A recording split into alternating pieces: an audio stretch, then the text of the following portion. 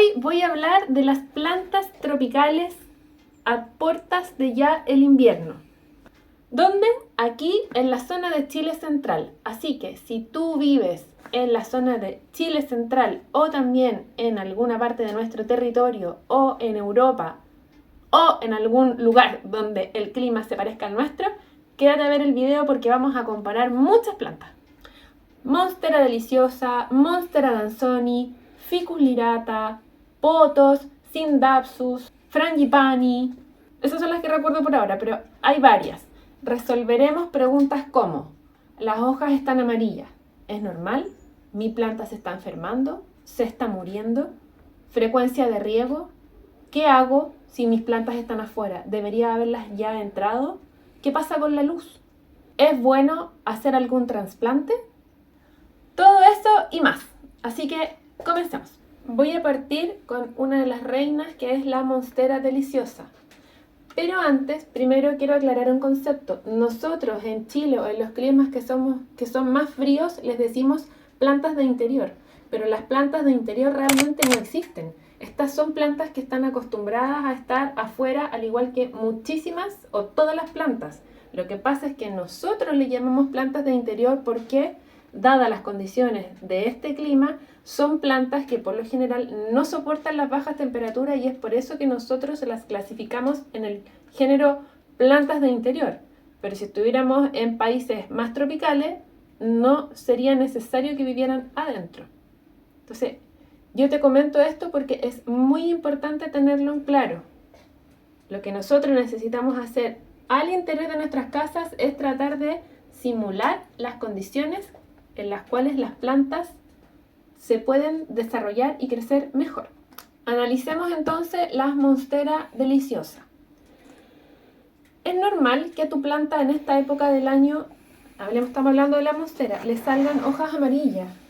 Por ejemplo, esta que yo tengo acá presenta una, dos, creo que otra ya se le cayó, esta también está un poco más amarilla, pero si nosotros miramos a la planta en un todo, esta planta está muy bien, se ve sana. Distinto es cuando la mayoría de las hojas o una gran cantidad de ellas se coloca amarilla o de otro color. Ahí nosotros tendríamos que entrar a revisar la frecuencia de riego, la cantidad de horas luz, temperatura, etc. Pero se los digo esto con mucho amor porque a veces a mmí me escriben y me dicen: ¡oh, mi planta se está muriendo! Y tiene una hoja amarilla. Entonces hay que también un poco calma. Una hoja no significa que la planta le esté pasando 1, 2, 3, dependiendo de la cantidad. Aquí esto no significa que la planta está mal. Otro signo que la planta está bien, pero está un poco más dormida, es si presenta crecimiento en las hojas. O sea, si salen hojitas nuevas. Por ejemplo, esta, ahí está saliéndole una hojita nueva. Por supuesto que ahora en otoño y en invierno, seguramente, pero te puedo contar lo de otoño, en este mes, hoy estamos como a 5 o 6 de junio, la velocidad con que la planta crece o la cantidad de hojas que va dando es menor, sin duda, porque estamos en un periodo en que la planta entra en reposo dado la temperatura y cantidad de horas luz que existe a disposición. Es una situación un poco más adversa para la planta, pero te quiero contar que la Monstera danzoni dentro de las plantas tropicales es una planta, como decimos nosotros aquí en Chile, súper aberrada. Yo la he visto, ayer fui a Viña del Mar a hacer unos trámites y hay muchas monsteras en el patio. Entonces las Monsteras deliciosas son plantas que se adaptan súper bien al frío y al calor. Yo también las he visto en Rancagua, las he visto en Quilpué, hablemos patio. Entonces son plantas que resisten estos climas más adversos. Por supuesto que si le llega sol directo, la hoja se va a quemar. Y con ese frío intenso que a veces puede ocurrir en Rancagua, la hoja con el frío también se va a quemar. Pero no se va a morir, resiste. La Monstera danzoni, a diferencia de la Monstera deliciosa, es una planta un poco más exigente en lo que es luz y en lo que es requerimiento agua, hídrico. La Monstera deliciosa tiene una capa aquí como cerosa que le permite retener un poco más de agua. La Danzoni no la tiene y es por eso que es más exigente en este requerimiento. Ahora, también te voy a mostrar, por ejemplo, esta. Ahí se colocó un poco amarilla la hoja. Sin embargo, aquí le está saliendo una hoja nueva. Esta es una de las plantas que yo hice un video que me llegaron en muy malas condiciones y tuve que hacer trasplante. Al final de este video te lo puedo dejar. Ahí también le pasó eso. Pero la planta está sana. La planta es lo que normalmente le podría pasar en esta época del año. Y me demuestra que está sana porque existe crecimiento de hojitas nuevas.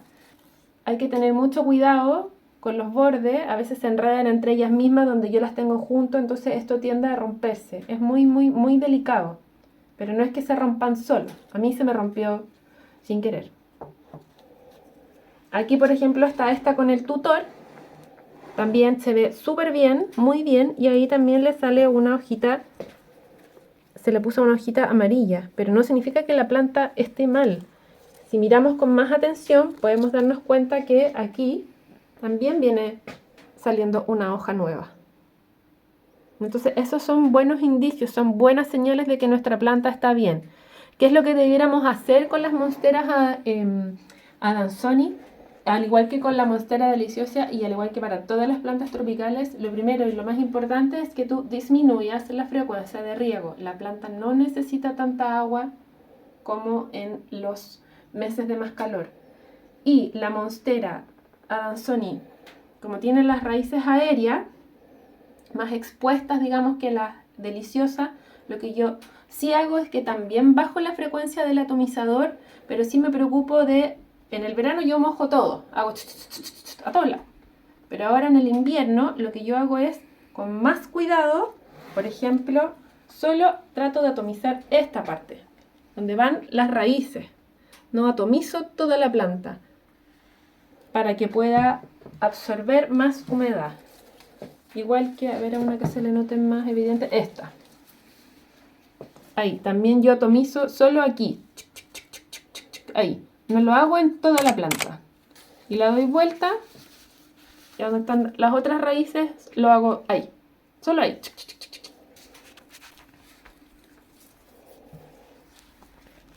Y el viejo truco que funciona de maravilla es que tú le introduzcas un palito y con eso veas si el sustrato está seco. Tanto para la deliciosa como la Adansoni tienes que permitir que el sustrato se seque entre riegos. Plumerias o frangipani que yo tengo. Hay una diferencia con estas versus, bueno, tengo tres, pero esta mesa es muy pequeña, no me cabe la otra. Versus esta. Estas son más adultas, estas del lado de acá son de semilla.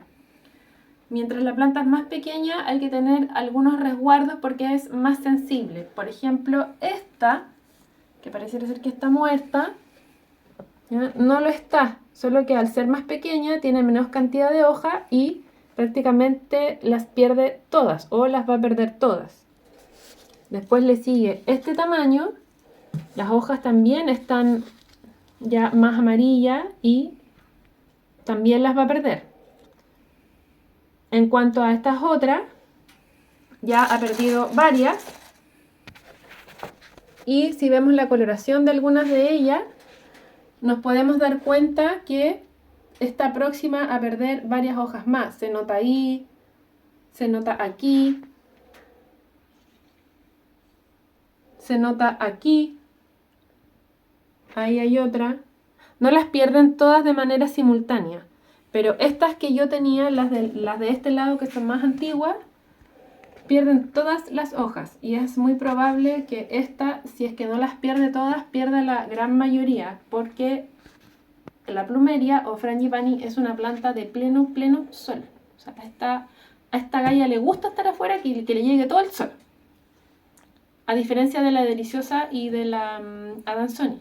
Entonces, como ahora nosotros tenemos menos cantidad de horas de luz y de sol, yo las coloco aquí al lado de la ventana para que les trate de llegar en la máxima exposición. Pero no es lo que ellas necesitan. Necesitan ellas mucho sol. Y como yo no se los puedo dar, pero le doy una cantidad de horas luz suficiente, ellas en el fondo van a perder las hojas, va a quedar el puro palo, no van a morir. Hay que también bajarle la frecuencia de riego y ellas después en primavera van a volver a tener esta explosión y van a brotar y sacar sus hojas. Y espero que este año me den flores. En cuanto a estos, este es un pothos, cordatum y Scindapsus. Así es como se comportan en invierno, que es muy parecido al de las otras anteriores. Su crecimiento disminuye, pero a esta planta no me ha pasado con ninguna de ellas que pierdan las hojas, solo que quedan como dormidas, estancadas.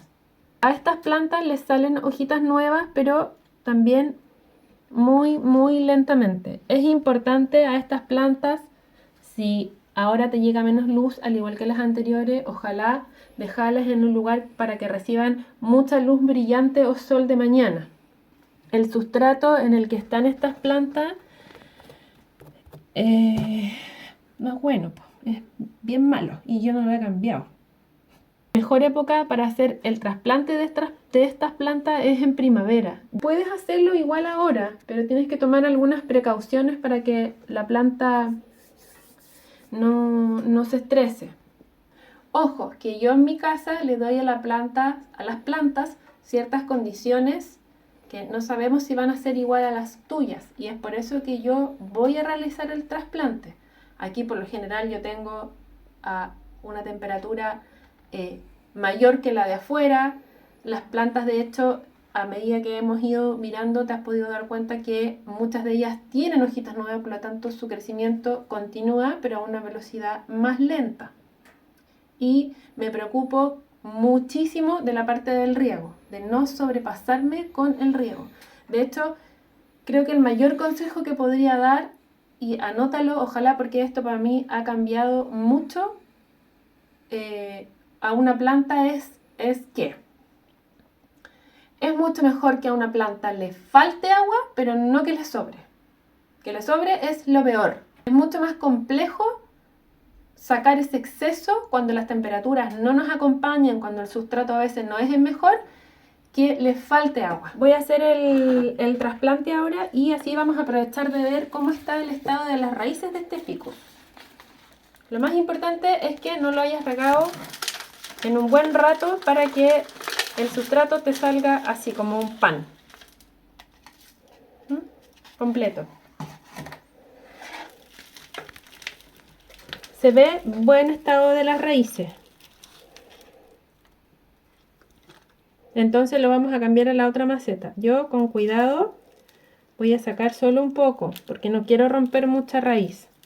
Me voy a quedar con un sustrato que no es el mejor para la planta, pero no quiero romper mucha raíz. Entonces lo voy a pasar acá y le voy a agregar este sustrato. Te voy a dejar anotado por si se me olvida algo, pero tiene fibra de coco, coco chip, turba, perlita, humus. Es bien completo.